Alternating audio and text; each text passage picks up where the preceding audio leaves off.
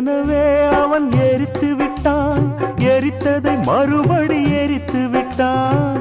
தர்மம் காக்கும் தேவனோ தூங்கி போய்விட்டான். வாழ்க்கை எதுவென்று புரியவில்லை, வாய்விட்டு அழவும் வசதி இல்லை. வெந்த புண்ணில் அல்லவோ வேலும் பாய்ந்தது, விதியால் வந்ததா இல்லை சதியால் வந்ததே தொல்லை. விதியால் வந்ததா இல்லை சதியால் வந்ததே தொல்லை.